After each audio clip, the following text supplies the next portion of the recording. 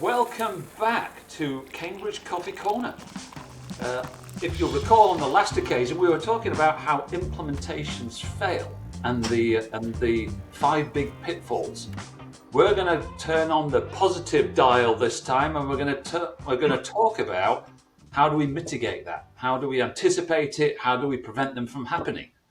So we're going to cover the same kind of subject matters, but we're putting the positive side on it this time around. So the first one, if you recall last time, it was all about planning. So how do we nail the planning side? How do we prevent planning failures? Who wants to pick up the first one there? Sure, I'll take the ball here. I think it's a great idea just to have all the stakeholders involved right in the planning phase. I think that's where you find your gaps later down the road, is just not having the right people in the room to start with.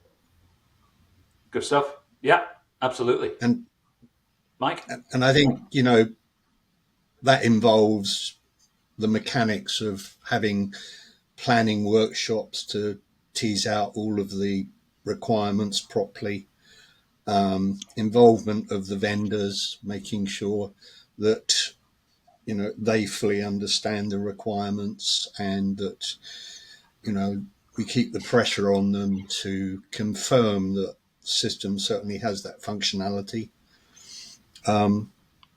It's a reinforcement process, really. Yeah, 100%. Jeff? I think for me, it's make sure all the product owners, everybody comes in. There's a reason why if you're switching out a vendor, you're going with a new vendor. So if you're thinking you're going to get the status quo, that's not the point of the project. It's to look at things differently, make the changes to move forward and make your company successful. Yeah, 100%. I recall there's one of the US states that's the show me state, and I can't remember which one it is, but I can remember. Is it Missouri? Right. Okay. It makes me Missouri. Yes, that was colleagues at Build-A-Bear. That was the show me state, and it kind of makes me remember that for in a vendor selection process, you want the show me really comes into view. If you get if you're getting a really nice response from a vendor during the process, it's really a show me this in action. I really want to see this. I want to drill in a bit more. So yeah, that kind of planning and discovery is really important. Oh. Let's jump on to the next one. It was strong executive sponsorship. We talked about change in leadership last time, and now we're talking about a strong leadership and strong sponsorship. Mr. Lawler, do you want to pick that one up to start with? Well, what was your question in there? Well, it's how do we make sure, what does it look like? What does strong leadership look like in this? We talked about weak leadership and changes in leadership and things, but we want to see what we get from strong leadership here. What benefits does it bring? Well, I think that's why you have a great communication plan. So you know where they're going to be and how they're going to be communicated with from day one. Great leadership means that they've trained great managers who can lead projects. And it also means that when things are hitting the wall and not the way you want them to, they're there to make sure the team's motivated and has the resources it needs to move forward. Yeah.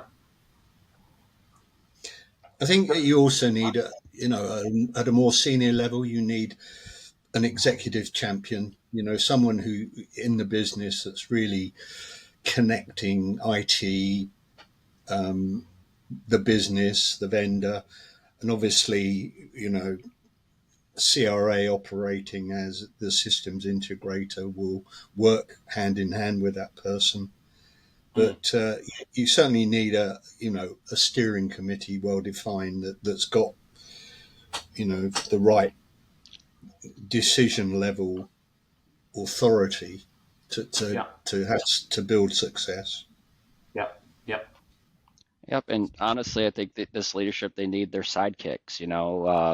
I'll say a couple, but I don't want to infringe any copyrights. But people that can portray the message to the team, people excited, on point. Yes, you need a good executive leadership, but you definitely need those people underneath because they can't be everywhere at once. So you need people bought in, and they can have people bought into that message and communicate it to the rest of the team. Yeah, absolutely. And if the exec has got the confidence of those people, then you can essentially get executive decisions made operationally if you've got that right team there. Good point, Joe. Mm-hmm. Okay, let's jump onto the change management. We had a little laugh on the last episode, if you remember, that it's not just the last mile. So let's talk about how the opposite, the first mile. How do you make sure that change management is in place for the first mile and then for the other miles after that, Joe? Do you want to talk to that to start with? Joe, we're going to go with me this time. Yeah, Mr. Lawler, yes. Yeah. Look, no project likes to be heavy on documentation. I get it. If you take a PMI course, they will show you 42 different documents that they say are required for every single, and it's not, and it's terrible. But I would say a change management plan is one of the exceptions. To really understand your stakeholder awareness and buy-in levels, to get your training, mitigation, resistance, celebrating milestones, and ensuring that your change is fully adopted. Having those 5 key points on a page and having it from day 1 to day X is exceptional, and it really helps your whole project. And most other documents in your project can feed in and out of that one. So that'd be my first step. Yeah, good stuff. Anything to add, Mike? No, I think Joe covered it pretty well there. I mean, obviously, depending on the type of project, piloting in stores or in distribution centers can be part of this. But in overall terms, change management needs to be embedded completely into the into the project plan. Yeah, 100%. I recall a project I was involved with many moons ago that where there was a bit of time taken to choose the right pilot store. It was a major replacement project in stores, and the pilot store was almost determined by the manager in the store. And it was the manager's ability to set the expectations around him, get the staff involved to say, we could be getting in one morning and all we've got is a shoebox. That could be the case. So they were talking about mitigation strategies and stuff like that. But the manager was totally bought into to this, and they were essentially the talisman of the go live. And it was a great bit of exposure to that manager and his team, and it really set the rest of the rollout up. It was quite a moment. Okay, let's touch on managing resource constraints. And we talked about SMEs availability and that kind of thing. But if you're going to do it right and manage the resource constraints, how do you start off and get off on the right foot on that one? And I think Joe mentioned it on a prior, coffee talk. Third-party resources are a fantastic resource to go to. Everyone has a day job, and the second you're asking them to do a second day job, you're going to get a conflict. You're going to get people burnt out and not fully invested in what should be a strategic goal for your organization to implement a project. Mm-hmm. So. Yeah. And just to pick up on that, definitely your third parties. I think I mentioned the last coffee corner, building that bench internally, folks that you're confident, up and comers, people that want to get on that side of the business, have them ready to go so they can jump into that role and help out. Yeah. And then lastly, and I know I don't want to take up too much time, is making sure the vendors have the resources available when you need them. Again, pay that extra money. Don't have them fractional, especially if something that's really important, because they'll be pulled and then you're up against it trying to get that person back, and sometimes it can be difficult. Yeah. Any final words of wisdom, Mike? Yeah, and I think leadership in the business plays a role here. I mean, they've got to be prepared to make the sacrifice to release the appropriate subject matter expertise to ensure the health and the success of the project. And in some cases that can be painful, taking key people away from their day jobs. But it's often necessary if we're going to all be successful. Yeah, 100%. Okay, the last one on this set of 5 is holding vendors accountable.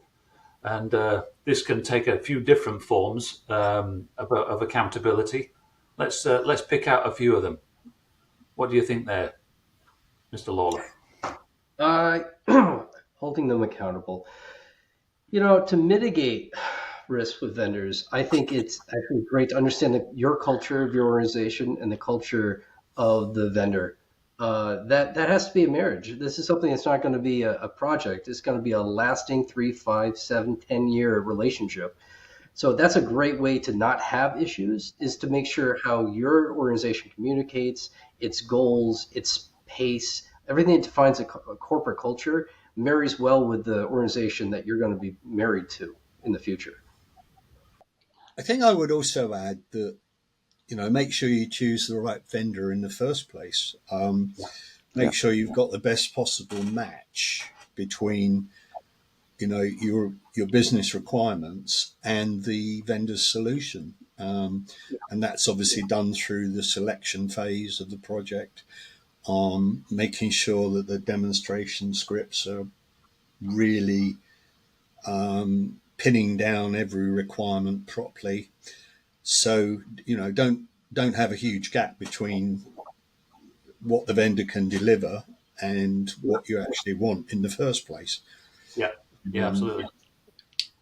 Yeah, I'm never a fan of there's a term like holding feet to the fire and that kind of thing. I'm never a fan of that kind of term, because you all have just nailed it by talking about it being a partnership, and you've both got a responsibility for the delivery of it. But it means that you've got to have good governance. You've got to have great alignment right across the teams, both vendor and customer, and agreed metrics.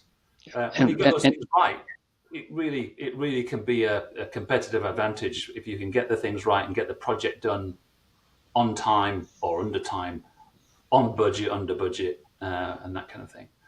So we'll have to close. I'll say really quick, I think to go back to that is what Joe mentioned, right? I think the project methodology, making sure there's alignment between the two as well. So if one's agile, one's waterfall, sometimes they don't mix. Also, if they try the hybrid. So whoever you partner with, make sure you guys are aligned on how you want to run your projects, because that's the key part of it as well. Yeah, 100%. Okay, we'll call it a close there. Once again, CRA's published a white paper on this subject. So please follow the QR code link and read along. And it's certainly included in that is CRA's proven implementation rescue framework for when it does go off track. So that's an interesting read. Scan the QR code and get a copy. In the meantime, a pleasure joining you for coffee this morning.